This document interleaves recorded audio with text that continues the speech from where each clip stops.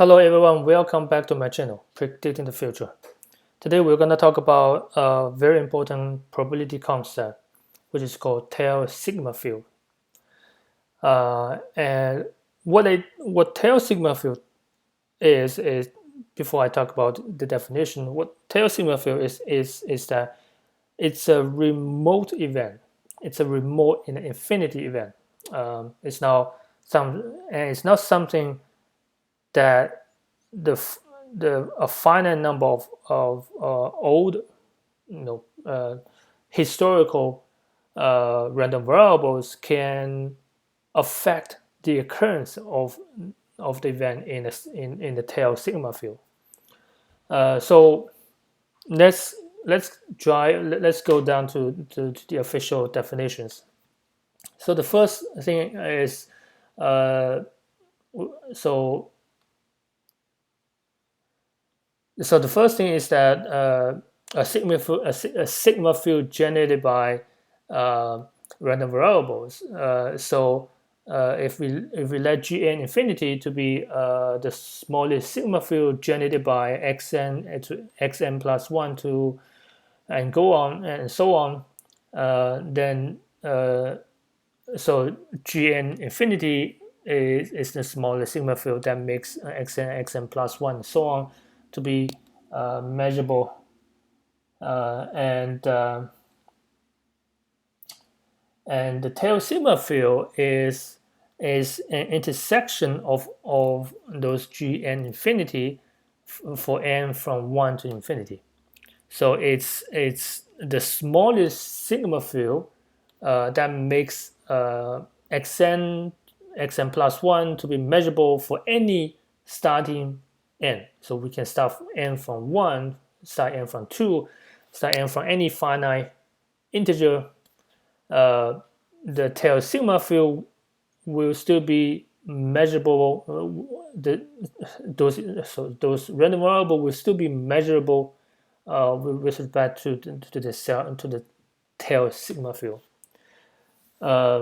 So it's a sigma field that is contained in every Gn infinity. So let's see some examples of tail sigma fields, tail events in the tail sigma fields. The first one is events that happens infinitely often. We talked about that in the previous videos. Let's briefly review what that is. We're gonna review what is event that happens infinitely often, and we're also gonna review what is event that happens eventually or. So that was talked about in before when where we talk about the Boyle-Cattan dilemmas. That at the beginning of the lecture we define what is an event that happens infinitely often. By definition, it's an intersection and union of a series of events. And there's some properties we talked about previously, as I won't go through that again. And eventually, or is the other direction. So infinitely often means that an omega in this event will happen in infinitely many ANs. And what eventually or event is that if omega belongs to eventually or, that means that this omega will belongs to AN starting from some capital N and so on. So everything starting from capital N will contain this omega. So that's the review, and let's come back to our tail sigma field. So an event that xn less than a infinitely often, this event belongs to tail sigma field. Let's see why. So if E belongs, the event E belongs to the tail sigma field, then E must belong to every sigma field of xn plus 1 and so on for all n,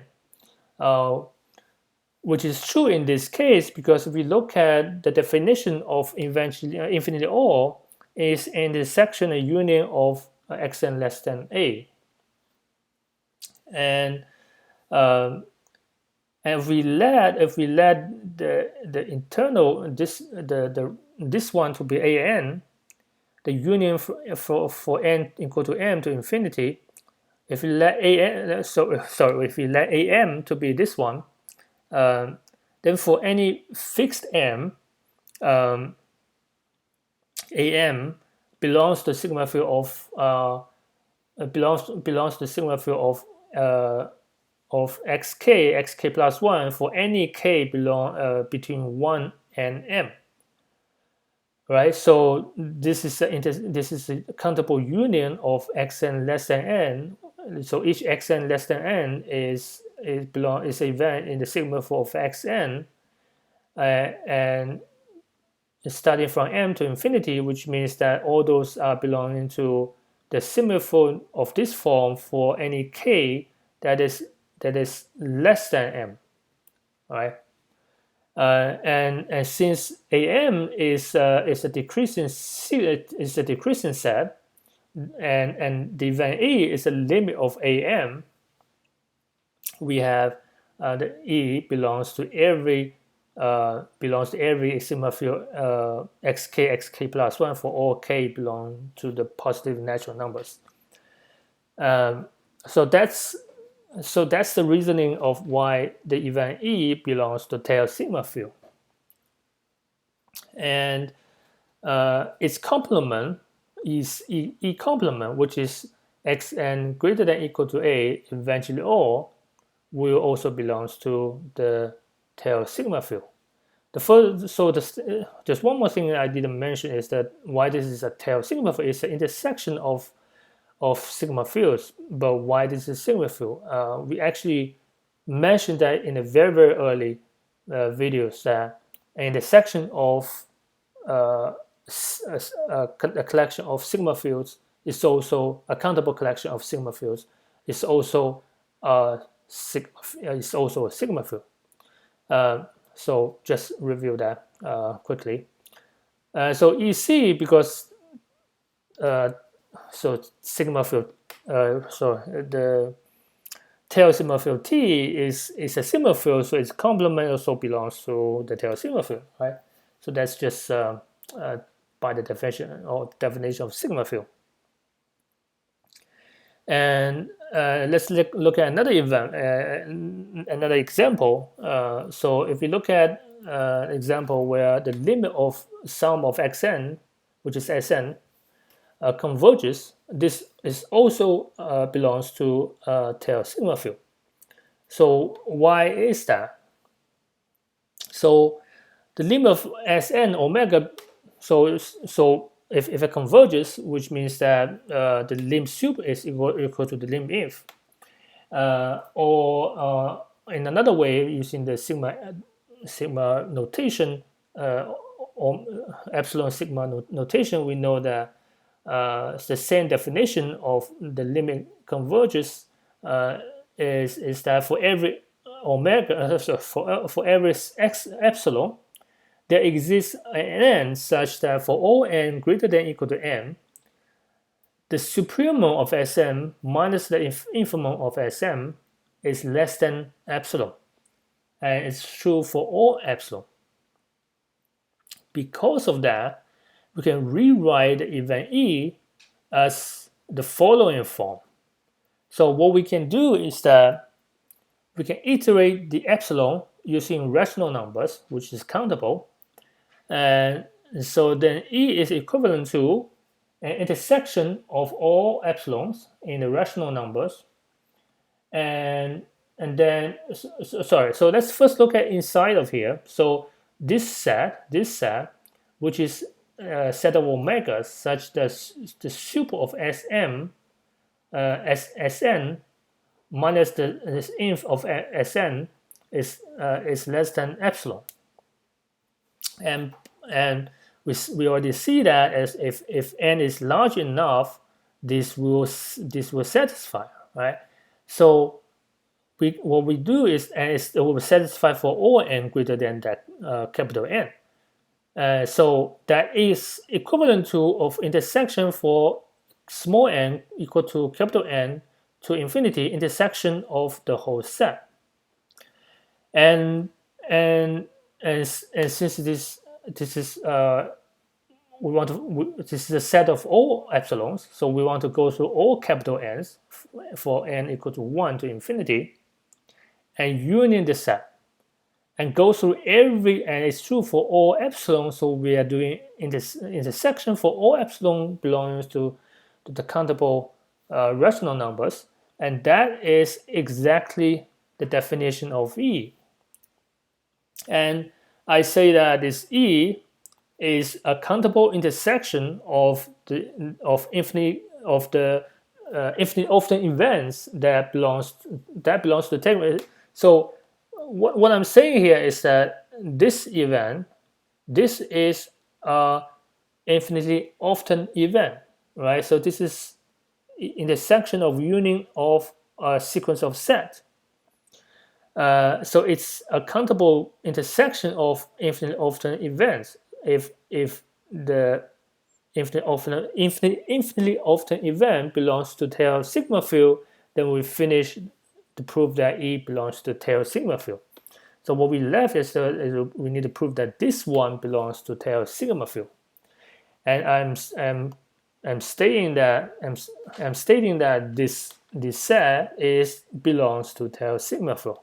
And why is that? So if we look at this set here, it's a super FSM minus inf of SM for all m greater than or equal to n. So which means that x1 plus x2 until plus xn all belongs to the sup, both belongs to the sup and belongs to the inf. So this x1 plus x2 to x plus to x plus n can be just removed. They both exist in sup and inf, and what we left is a summation. The SM summation will become a summation from I equal to n to m. So the lower summation from x1 to xn minus 1, we can just cancel that. We don't need to include it in here.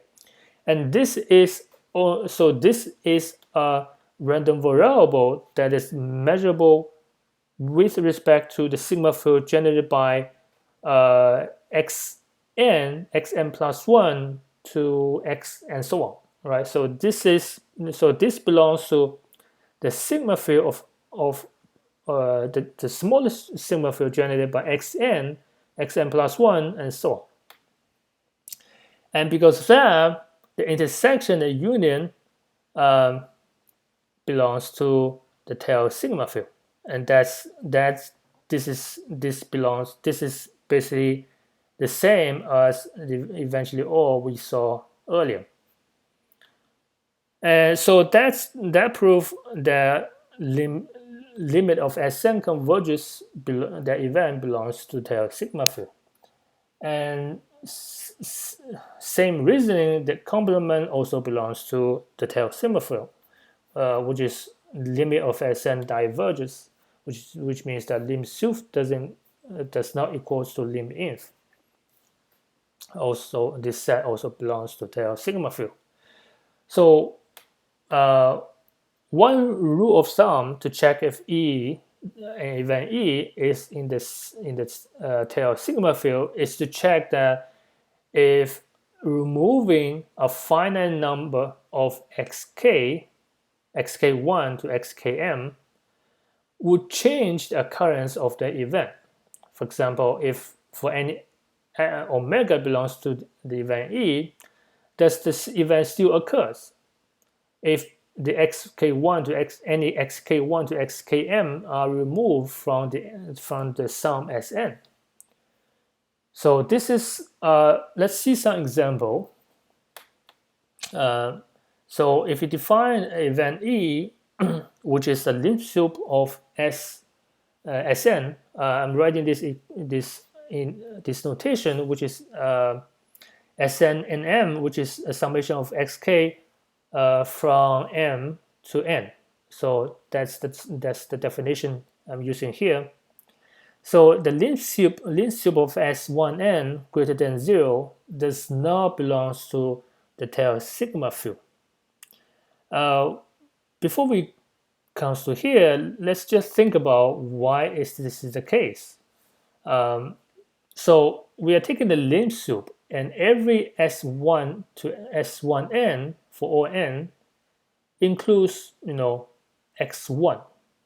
So if x1 is always the biggest number, that will affect the limsup. By removing x1 will definitely change the limsup other than with x1, right? So which means that we can't remove x1 and make the event still happen for the summation from x2 to infinity, right? So let's look at a example. If let's say if A and B belongs to a Borel set, they are disjoint, and A and B is now the whole space. And if we let x1 to be the identity variable that happens when omega is in A, and xn is equals to identity random variable that happens when omega belongs to B for all n greater than or equal to 2, then we can see that the limsup greater than 0, this event is either the omega belongs to A or omega belongs to B. Therefore, the event E is just a union of A and B. So for any omega in A, we have the limsup of S1n is 1, which is greater than 0. But if we look at the limsup of skn for all k greater than 1, this limsup is 0, which indicates that the event E does not belong to the sigma field of xk plus 1 and so on, which is the sigma field generated by the event B, and it's true for all k. Therefore, this event E is now a tail sigma field. And the same reasoning, if we look at the liminf of S1 to n, S1n greater than 0, or limsup of S1n equal to C, or liminf of S1n equal to C, they are all the same reasoning as this one. Or the other way of checking that is to check what we just mentioned about the rule of thumb. If we remove a finite number of xk's, would that event still happen? So let's look at three more examples. So if we look at the mean Sn divided by n, which equals to a constant C, this event set, and this event set is actually belongs to the tail sigma field. Compared to the one we just looked at, the limsup that greater than 0 or limsup equal to some constant C, we are dividing dividing the Sm by n, and that would completely change the set E, because why this belongs to the tail sigma field, right? So the Sn divided by n, S1n divided by n can be written as, let's say for any constant k, can be written as a limit of S1 to k minus 1 divided by n, and skn divided by n. But this term sk minus x1k minus s1k minus 1 divided by n will go to 0 because s1k minus 1 is constant.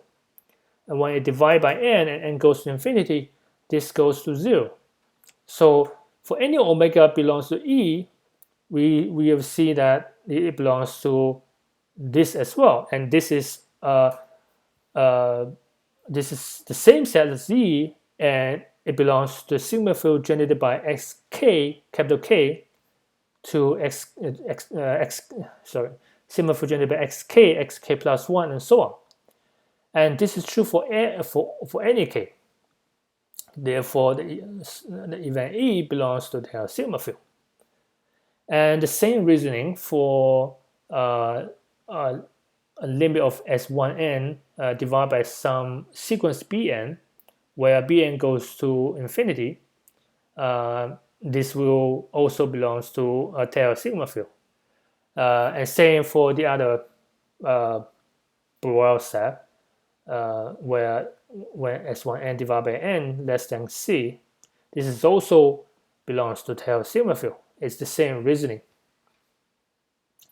So what tail sigma field event tells us is that it does not depend on the finite number of sigma fields in the early time.